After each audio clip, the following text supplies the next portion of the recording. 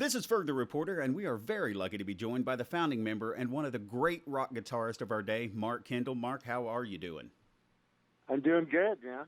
Good. Hey, first of all, thanks for taking the time and waiting for me because we had a power surge and just taking the time to answer a few questions. We really appreciate it. I'm glad to be a part of it today. Great. Okay, Great White is in the middle-ish. We're on the downside of just a huge tour across the nation.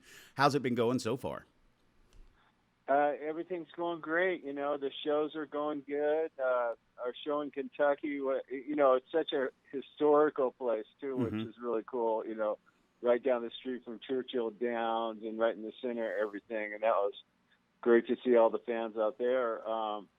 It's just going good. This is a really good time of year for us, with the festivals going and everything. So it's exciting. And, we've been doing, we did a live show in Las Vegas. It's going to be on Showtime coming up, along with a documentary. So we actually, after 30 years, we're able to tell our story, How cool. How the band started all the way up to now. And, they followed us around with cameras for 3 weeks. And, it sounds like we got everything in. I mean, we had enough time to, kind of give the fans a little more behind the scenes and, which I know being a fan myself, I always want to know what Billy Gibbons is doing during the day and, or whatever, and so I know the fans will, like it when you bring them, behind the stage, and tell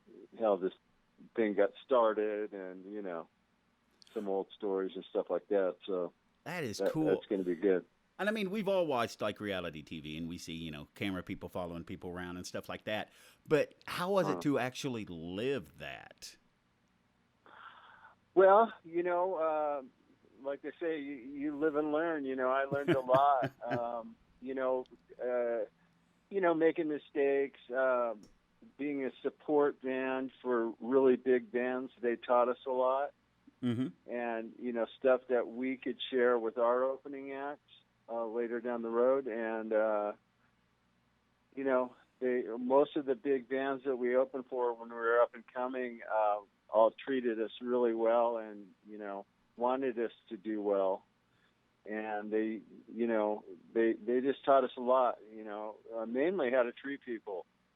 And, so we learned a lot from that and, went through just a heck of a lot. I mean, that brought us up to now.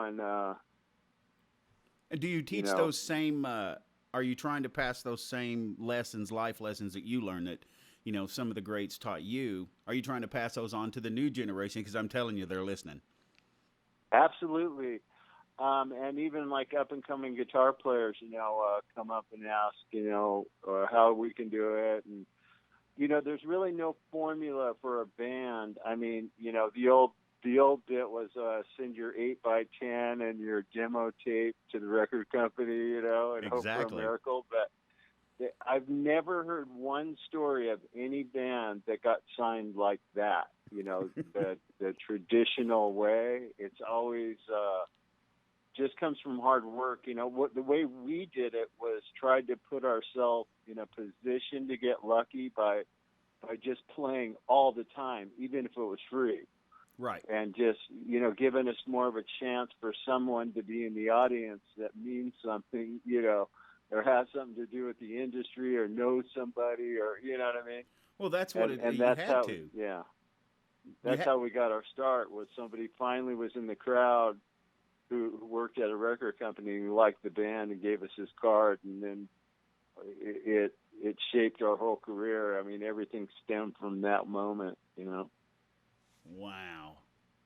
Now, that's pretty amazing. And I mean, back in the day, that's exactly how you had to do it. You had to get your face in front of as many people as possible whenever you could, whether it was, at Michael Fell's Industry or Coconut Teaser or down, all the places, Gazzari's or the Whiskey or wherever. You had to have your face out there because, I mean, that's where they trolled. I mean, that's where the A&R people were at. Well, when I was 16 years old, Van Halen played 3 blocks from my house in somebody's backyard. And and the first thing that I noticed was how often they played. They were playing every single night, and I go, if we're going to have any chance whatsoever, we got to play more. If you're playing like, just on the weekend, maybe 2 weekends a month, you're really not giving yourself a fair shake. You really got to get out there. And back then, there was more of a I guess human contact. Mm-hmm. I mean, we didn't have the internet and the computers and everything. We had to go out with staple guns and pound the poles and put our flyers on people's windshield wipers. So there was a lot of footwork, and the singer and I was funny. We were saying, maybe people see our name so much, it kind of brainwash them into thinking they're supposed to like it. You know what I mean? It's like, maybe if we're not good enough, maybe they just, because we're around so much, they'll just, have Well, to they like must us, be good. They're playing all the time.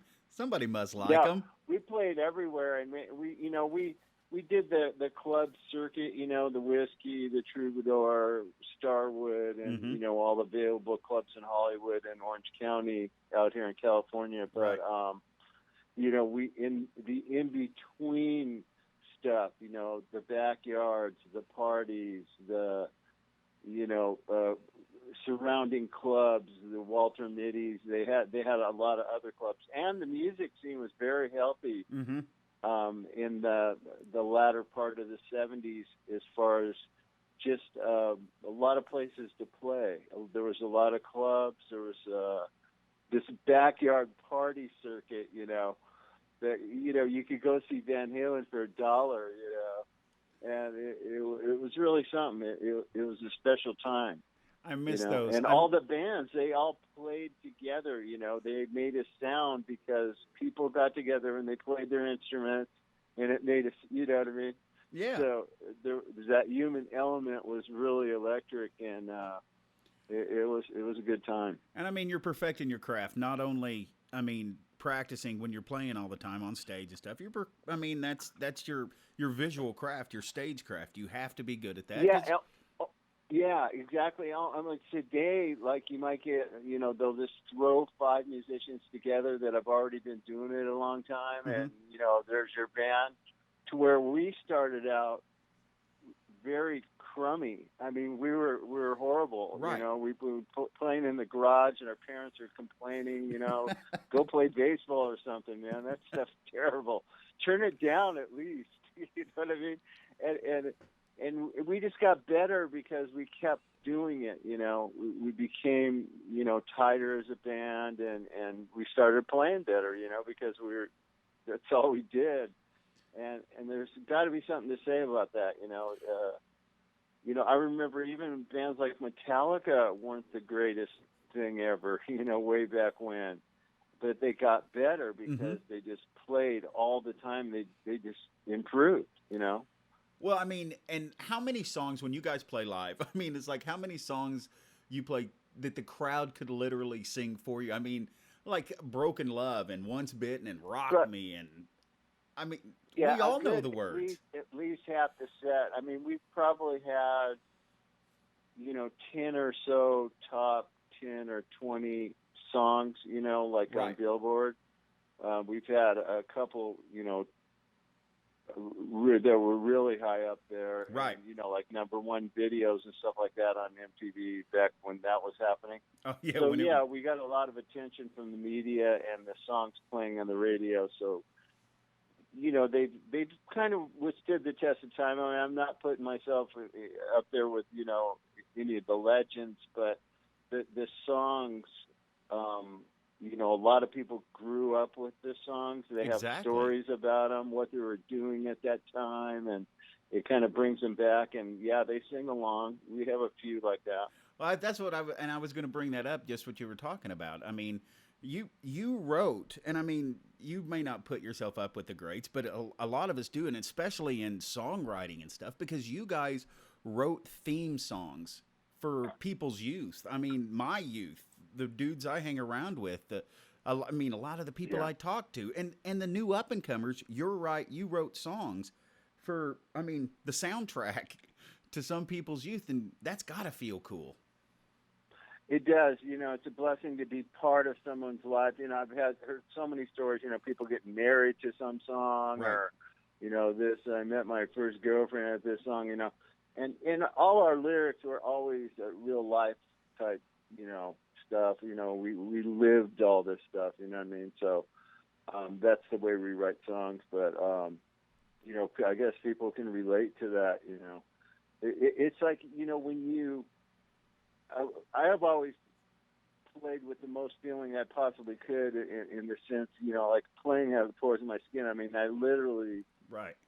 I feel everything I play, and you really, I don't think you can ask more of yourself than that. And my whole thing is I just pray people are going to like it, but I'm really kind of not selfish, but I am playing for myself. I'm playing what I like to hear. Exactly. And then I just pray people are going to like it too, and we've been lucky in that sense that people could relate to our music.